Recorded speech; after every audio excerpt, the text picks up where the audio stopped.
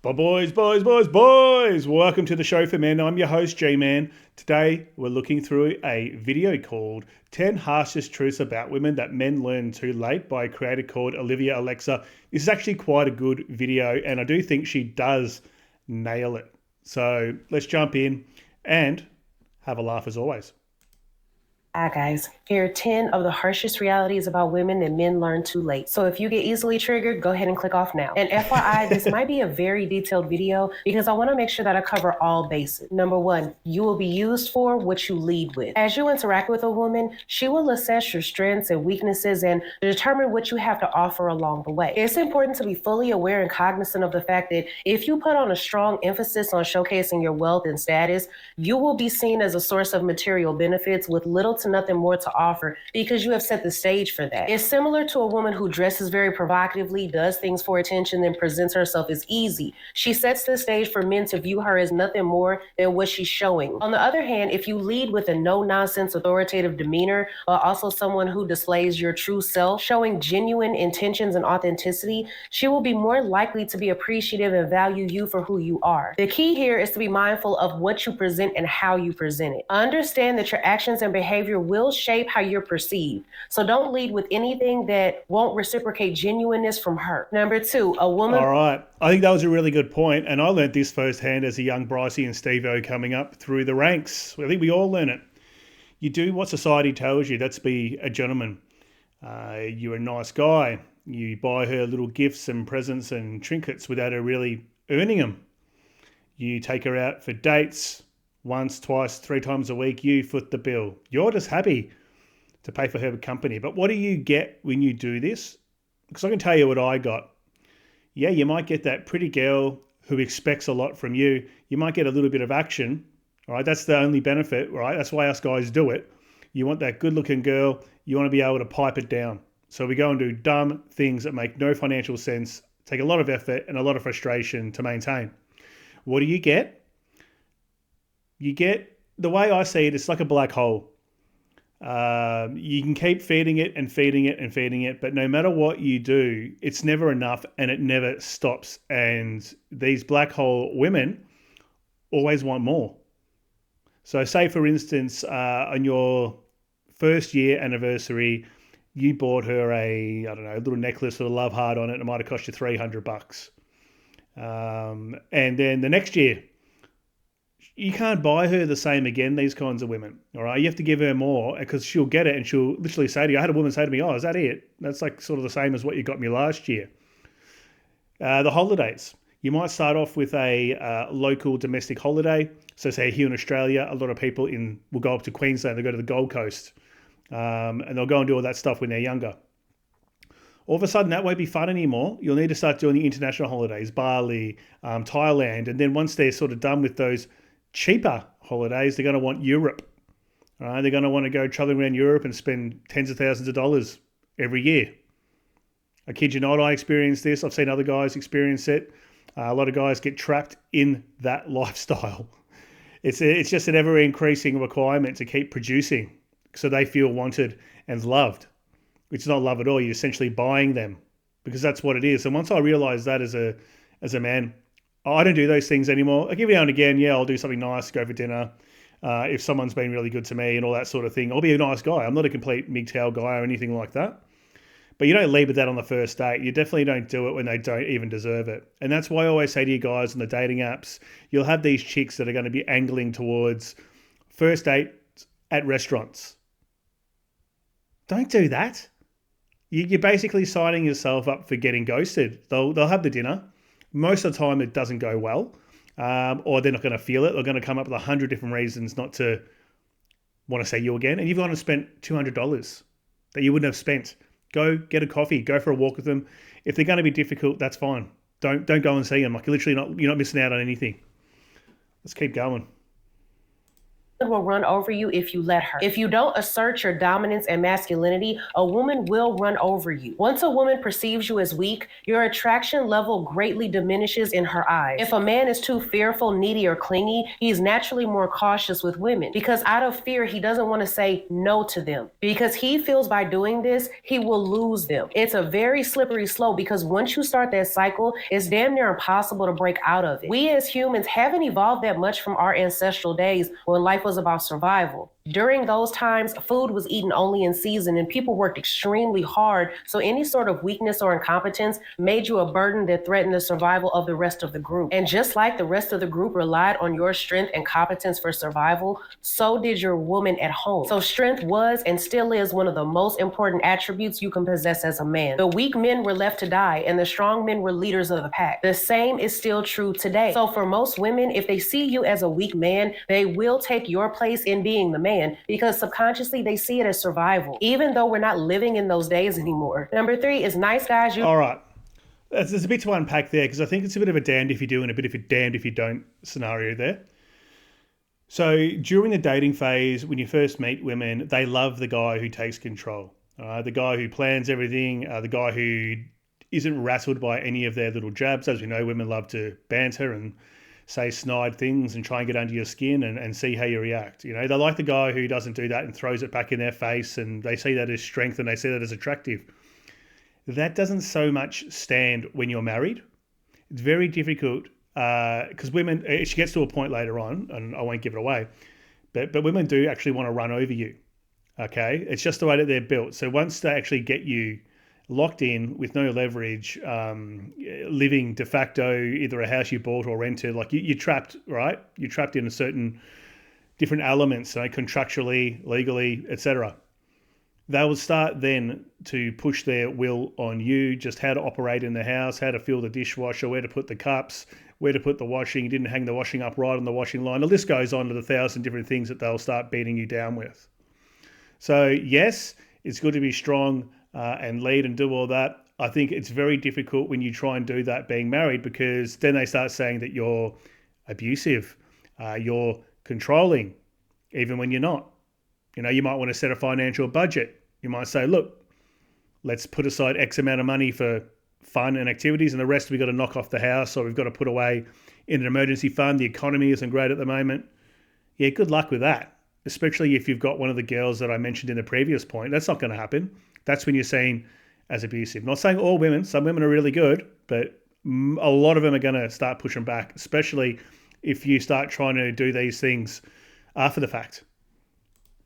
Usually do finish last. There's 2 main reasons that this statement is valid. The first reason is that she's not done playing the field. A major reason why nice guys finish last is because when a woman is done with her proverbial bad boy phase and the desire to be a wife and a mother start weighing heavy on her, she'll want to come back and settle down with a good man to start her life with. A nice guy is usually the last man she settles down with. The second reason is the nice guy stereotype. If you're a man who's described as sweet, sensitive, soft, or shy, the vast majority of girls won't be attracted to you. For men, being labeled with these characteristics are not desirable traits in the eyes of the majority of women. Societal norms and expectations portraying these traits as weaker or less attractive in men doesn't help any either. Because nice guys have the stigma of being boring and predictable, they are a major turnoff for the majority of women because they want to be with someone who demands respect, doesn't tolerate anything less than what he deserves, and leads without intimidation. Men who are overly focused on pleasing everyone else and constantly seeking approval are also lacking in authenticity, which comes off as insecure and inauthentic. Unfortunately, as long as passive labels are also associated with a nice guy persona, nice guys will always finish last. Number 4 is most women. So I think that's a really good point. I agree with her 100%. So the nice guy is the guy who's not genuinely a nice guy. She's talking about the fake weasel guys. I've made heaps of videos about these in the past, maybe 3 or 4 on my previous channel. The nice guy is a weasel who is trying to manipulate his way in, but he's not genuine on what he's saying. I'm not saying not being a good person makes you a weasel. No. I'm saying being a nice guy, trying to be over the top. We all know the type, okay? Overly complimentary, going out of their way to do everything for women, thinking and hoping that that's the way he's going to get some action and get locked in. Now, the actual good guy, the nice guy who's literally genuinely a nice person, this still holds true for him to an extent. Like women, especially when they're in that phase when they're looking around for their best mate, the best opportunity out there, you will get overlooked because you're boring. You're boring, and you will get then come back to as a second option when they cannot find or lock down the guy that they had in their mind. This strong leader who is, 100 different guys put into one who doesn't exist. And so then this is where these guys get sucked in. The good guy, the nice guy who's done everything right in his life, thinks he's won Powerball because all of a sudden these girls who didn't want to look at him before are really interested in him, not realizing that he's just a mark and he's being used up because now their mind is on kids and stability with a family and home, and he's seen as a bit of a loser who's not going to be able to get other women. He's not going to be a threat. He's not going anywhere, and she can probably pretty much control everything that he does, and he won't push back in any way. Women lack empathy for men. Most women find it extremely hard to be empathetic with the plight of men. This is partly due to the differences in socialization and cultural norms. Men are constantly being told to man up because emotions are weak and real men don't cry. Just as much as it has desensitized men, it has also created an emotional desensitization in the eyes of women for men. This has caused women to dislike men they view as emotional. When most women see men, they see them as impenetrable and indestructible. The fact that he's still only human with human emotions and feelings falls by the wayside and put on the back burner. Number 5 is most women like emotionally unavailable men. We as humans tend to want what we feel that we can't have. We want what's just out of reach for us. Most of the time, you'll find that women even themselves don't know why they're attracted to men like this. You'll hear them say things like, I don't know, it's just something about him. This psychological phenomenon can be explained by these 4 factors. 1, the scarcity principle. People tend to place a higher value on things that are rare or in short supply. When something is difficult to obtain or seems unobtainable, the desire for it increases. 2, the challenge factor. The challenge of pursuing something that's difficult to obtain is usually part of the appeal. The thrill of the chase and the excitement of possibly getting the one that's unavailable can make the desired outcome even more desirable. 3, the intrigue of the forbidden fruit. People are attracted to things that are off limits or prohibited. It's part of our curiosity as humans. So the idea of obtaining something that's restricted or prohibited can be intriguing and therefore increase the intrigue of it, which increases the desire for it. 4 is the ego boost. The pursuit of something that's difficult to obtain can be a way of boosting someone's self-esteem and self-worth and sense of self. The pursuit of something that's difficult to obtain can be a way of boosting someone's self-esteem and self-worth. The sense of accomplishment that results from finally obtaining something that you desire causes your self-confidence to skyrocket. So those are the 4 reasons why women tend to like emotionally unavailable men. That's why you want to be an emotionally available man, especially when you're on the dating apps. I find it really interesting because she said that she was saying people in terms of men and women. I can tell you now, guys, I am not attracted to dumpster fire women in terms of trying to lock them down. I can spot them a mile away. These emotionally unavailable sluzzers that you see all over the dating app, absolute dime a dozen, not even emotionally unavailable, just complete basket cases who would be probably tough to wrangle and keep her on the straight and narrow as your girlfriend. I couldn't think of anything worse than trying to do that. Like men, we don't think like that. We look at risk. We go, you know what? Well, some men look at risk. I definitely do, and I know a lot of guys don't until they learn about women. But you look at risk, you go, okay, what are the chances here that I'm actually going to have a good time interacting with this woman? Probably pretty low. Why am I here? Probably just for sex, so it's pretty low benefit really, especially as you get older, you put a less value on that. Is she going to cost me money? Yeah. Is she going to cost you stress? Yeah. Is she going to be annoying and demanding? Probably yes. That's the last thing you want. But these women want to chase these guys because they're emotional creatures. So they love the dopamine hit that they get. And they're living in fairy tale land that this guy who's being hard to get and mysterious and all this sort of stuff is going to somehow turn into the perfect Mr. Darcy boyfriend. It is a psychological phenomenon, but I think it's just mostly from the feminine side because they don't look at these guys and go, you know what? Even if I was to lock down this Brycey, you know, what's the chances that he's not going to play around or be looking around or have other women coming onto him? You know, I could be pregnant and not being able to have action. Is he going to be out down the cricket ground smashing chicks behind the cricket ground? Probably. They don't look at him like that. They think, oh, I'll fix him up. That's really interesting when women say, I want men who are emotionally available. That's just a telltale sign that they've been chasing guys who are Bryceys and Steve-O's and Chads or wherever you're from, whatever you want to call them. All right, gents, probably halfway through this one. If you're enjoying the content, consider checking out my Patreon. Link in the video description. It supports the channel and has over 350 odd videos from my previous archive videos that are no longer on YouTube due to being pulled down and demonetized. Thank you. Let's go. Number 6 is a woman will constantly test you. I have a detailed video on why women test you and how to pass them coming soon, but essentially a woman will test you for many different reasons, but the common ones are, number 1 is she's assessing compatibility. Women will test to determine if you're a good match for a potential partner. Number 2, she's evaluating trustworthiness. Women will test men to see if they can trust them. Number 3, she's measuring confidence. Women will test men to see if they are confident and self-assured. Number 4, she's gauging interest. Women will test men to see if they're truly interested in them. Number 5, she's determining boundaries. Women will test men to see what they're able to get away with and what you're not willing to tolerate in a relationship. Reality number... All right. That's a lot to take in about 30 seconds. Basically, all she's saying here is that women are slicing and dicing and looking at men in all different ways to determine if they're going to be a good mark. A mark being a target to settle down with, try and lock in. Is he financially secure? Does he have a good job? Is he going to be loyal? All right? Does he have other women after him? Is he going to put up with my BS? Am I going to be able to sort of control him a bit? Is he generous? Does he like spending money on me? Is he going to be able to give me what I need out of life? Does he want kids? Does he own his own home, or does he rent a home? Like, there's a thousand different things they're going to look at.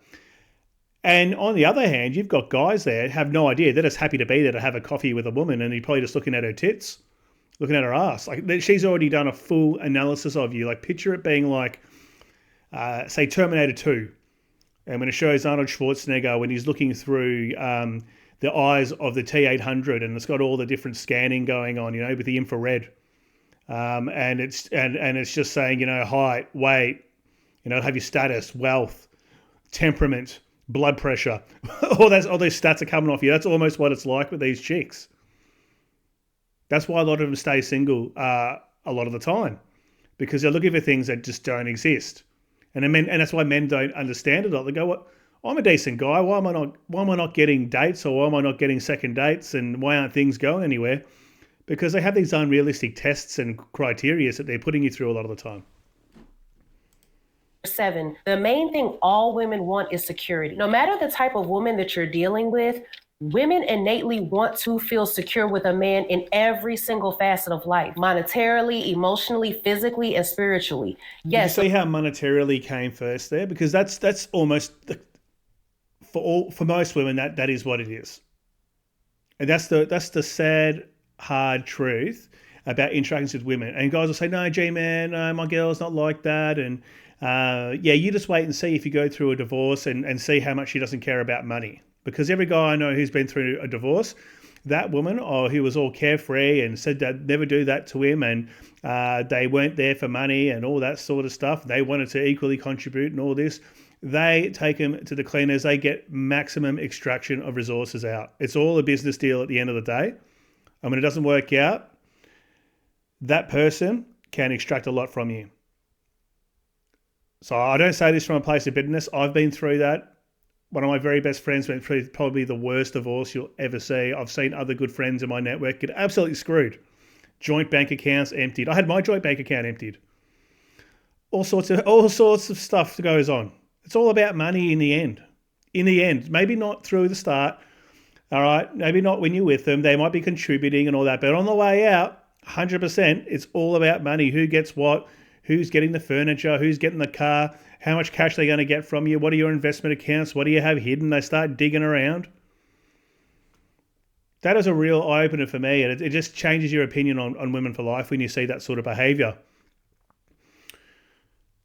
Security. I want to talk about security. So she said, all women want to be is secure. And I've had guys say that to me as well. Because I've said to guys, why have you decided to get married? And they go, well, gee, man, for the security of it. Guys, I'm telling you, there is zero security for a man in being married. Zero. And for a woman as well. All it takes is for one person, generally the woman, to one day wake up and say, you know what? I don't want to be here anymore. Done. That's all there is. That's how you get separated. I'm moving out, or I'm going to go stay at mum's, or I'm going to stay at dad's, I'm going to stay at my friend's and live on his couch. You're done. There and then. Boom. Zero security. What was security? There's no security. I think it's more codependency. The world has changed and women are more independent, free-willed, and self-sufficient now more than ever. But a woman's instinctive desire to feel protected by a man hasn't gone anywhere. It's a hardwired instinct that even the most independent woman will bow to. Every single attribute a woman desires in a man, whether it be masculinity, honesty, confidence, emotional intelligence, stability, etc., will always result in one desire that she wants fulfilled, and that's the need for security. Making a woman feel secure is the key to her heart. This is why a woman will stay and even remain faithful with a man that she doesn't love or doesn't even really like, because he has been so successful at making that woman feel secure in whatever regard that might be, that when she weighs the pros and cons of the man, the benefit of the security he provides to her will win every single time. There you go, guys. There you go. Like, this woman could not be more true. She is 100% spot on. But you know what they're doing? They're not sitting there not doing anything. You're at work still providing. They won't leave you, but they're out banging other dudes, or at least having emotional affairs, chatting to guys on dating apps and all sorts of shit. Happens every day. Once again, it's all about what you're bringing in. And when you're not bringing in enough anymore, you might have a health issue. You might get made redundant and not be able to get a job quickly. You might be having a stressful time and have mental health issues. Whatever it is, once that security sort of goes down, they start looking around for the next host. Because the majority of these women are absolute parasites. There's nothing more than that you can use to describe them. You might say that's a harsh word. They're a parasite. It's like a face hugger, all right? And you're the toast. That's it. And then it moves on to the next one to implant another egg for another alien to burst out through your chest, which is like the divorce. Just a little alien bursts out and rips you apart. Reality is a woman's physical desirability is everything to her. As I've said before, girls grow up and are thrown into a world that values them for their beauty and sexuality. Before girls are even 3 years old, our society teaches them that they're valued for their physical attractiveness. They're subconsciously and subliminally taught that being beautiful is their first and foremost important obligation. Think about how society talks to baby girls. One of the very first things that we say to a little girl is something like, "Well, aren't you pretty?" Or, "Well, look at all that beautiful hair," or "She's so beautiful." These are the things that girls experience as a child that shapes her reality as a woman. This causes an inflated sense of self and places an extreme importance on the need of being wanted and desired. So women start leading with their sexual alter ego. They start equating their value to their sexual desirability. This also creates a very vulnerable weak spot for women when they feel their physical appearance is lacking. The ninth reality is attention is the main driving factor for most women. When a woman receives a substantial amount of attention, she feels it equates to self-worth and self-validation if she doesn't have a strong sense of security within herself. A woman's ego is much more fragile than a man's because of the society that we live in. A woman puts... That's very, very true. So think about cheating wives, right? Or cheating girlfriends or whatever. Okay, you might have been with her for a while, and yeah, you might drop the ball in terms of being Mr. Romantic. Yeah, you've been together for 5-10 years. You're worried about maintaining a roof over everybody's head, saving money, trying to get promoted so you can have the best life for you and your family, or you and your girlfriend if you don't have kids or wife or whatever. And your attention's on those sorts of things, and you sort of fall into that roommate type scenario. This is where Brycey and a Steve-O works his way in the back door when you're at work. Or the guy at office, the cute guy at the office, he starts getting in, she starts divulging things about her relationship to good old Brycey in the office, and he's like, "Oh, yeah. Next thing you know, he's banging her guts in the back of the Range Rover behind the cricket ground or down the tennis club after the work drinks night. She goes out for work drinks for the Christmas in July function. And she's not coming home till late, and she comes home and she's just been absolutely drilled in by another dude. Oh, gee, man, you're talking now. That's a bit out of hand. That's a bit over the top, isn't it? No. So I've worked in professional environments before. People getting them on at those things, they're all married. You're at the work conference and you're all staying in hotels. It's like a big frat party. It happens. You hear about it, you see it. It's absolutely everywhere. But yeah, the attention, absolutely. And the sexuality is what I found with women as they get older.